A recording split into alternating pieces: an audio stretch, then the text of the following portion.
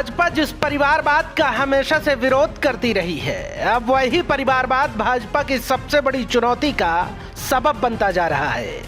जहां प्रधानमंत्री मोदी से लेकर पार्टी का शीर्ष नेतृत्व वंशवाद की बेल ना फैलने पाए, इसको लेकर सख्त है, तो वहीं दूसरी ओर सूबे के कई कद्दावर नेता अपने पुत्रों को टिकट दिलाकर राजनीतिक विरासत को आगे बढ़ाने की ख्वाहिश पाले बैठे हैं।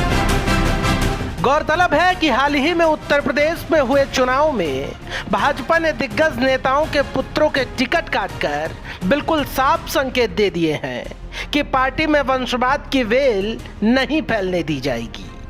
तो ऐसे में बड़ा सवाल ये खड़ा होता है कि अगर यूपी का फॉर्मूला केंद्रीय नेतृत्व ने मध्य प्रदेश में भी 2023 के चुनाव में लागू कर दिया तो कई सियासी दिग्गजों के अरमानों में पानी फिर जाएगा, क्योंकि यूपी चुनाव में केंद्रीय नेतृत्व ने वंशवाद के खिलाफ करारा प्रहार किया है। इसका अंदाजा आप इसी बात से लगा सकते हैं कि उत्तर प्रदेश के सियासी रण में टिकट पाने की लालसा रखने वाले 2 राज्यपाल से लेकर केंद्रीय मंत्रियों के पुत्रों तक को पार्टी ने टिकट नहीं दिया। राजस्थान के राज्यपाल कलराज मिश्र, बिहार के राज्यपाल फागू चौहान दोनों ही अपने पुत्रों के लिए टिकट चाह रहे थे, लेकिन पार्टी ने जोर का झटका दे दिया।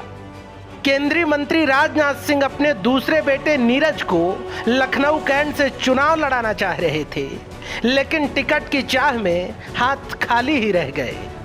केंद्रीय मंत्री कौशल किशोर के बेटे प्रभात किशोर को भी पार्टी ने टिकट नहीं दिया। ऐसे ही कांग्रेस से भाजपा में आई रीता बहुगुणा जोशी भी अपने बेटे को टिकट नहीं दिला पाई। कुल मिलाकर भाजपा ने दिग्गज नेताओं के पुत्रों को टिकट से वंचित रख वंशवाद के खिलाफ 2 टूक संदेश दिया है। लिहाजा कुछ ऐसी ही लंबी चौड़ी फहरिस्त मध्य प्रदेश में भी है, जहां भाजपा के दिग्गज नेताओं के पुत्र प्रदेश में सियासी जमीन तलाश रहे हैं। इस फहरिस्त में सबसे पहला नाम है मुख्यमंत्री शिवराज सिंह के बेटे कार्तिकेय सिंह चौहान। सीएम शिवराज सिंह के बेटे कार्तिकेय सिंह भी राजनीति में सक्रिय हैं। चुनाव के वक्त पिता शिवराज सिंह के प्रचार प्रसार की कमान भी कार्तिकेय सिंह के हाथों में ही होती है, लेकिन राजनीति में आने को लेकर अभी तक खुलकर कभी कुछ नहीं बोले। केंद्रीय मंत्री ज्योतिरादित्य सिंधिया के पुत्र महाआर्यन सिंधिया राजघराने की चौथी पीढ़ी सियासी मैदान में मुखर नजर आ रही है, और जब से महाआर्यन ग्वालियर क्रिकेट एसोसिएशन के उपाध्यक्ष बने हैं, तब से कहा जा रहा है कि सियासत का ककहरा सीखने के लिए महाआर्यन की एंट्री क्रिकेट की सियासत में कराई गई है।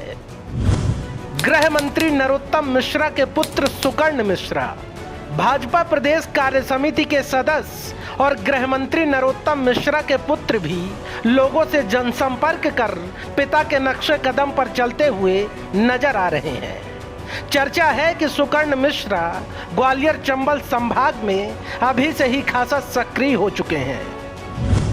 केंद्रीय मंत्री नरेंद्र सिंह तोमर के बेटे देवेंद्र प्रताप सिंह, केंद्रीय मंत्री नरेंद्र सिंह तोमर के पुत्र देवेंद्र प्रताप सिंह भी सूबे की सियासत में राह तलाश रहे हैं। लोग देवेंद्र प्रताप सिंह को नरेंद्र तोमर के सियासी उत्तराधिकारी के रूप में भी देख रहे हैं। लिहाजा देवेंद्र प्रताप सिंह ने राजधानी भोपाल में भी कई सार्वजनिक कार्यक्रमों के जरिए अपनी सक्रियता बढ़ा दी है। भाजपा नेता कैलाश विजयवर्गीय के पुत्र आकाश विजयवर्गीय, कैलाश विजयवर्गीय के पुत्र और इंदौर से विधायक आकाश विजयवर्गीय भी सूबे की सियासत में नई संभावनाएं तलाश रहे हैं। बता दें, आकाश अपने कारनामों को लेकर गाहे बगाहे सुर्खियां बटोरते ही रहते हैं।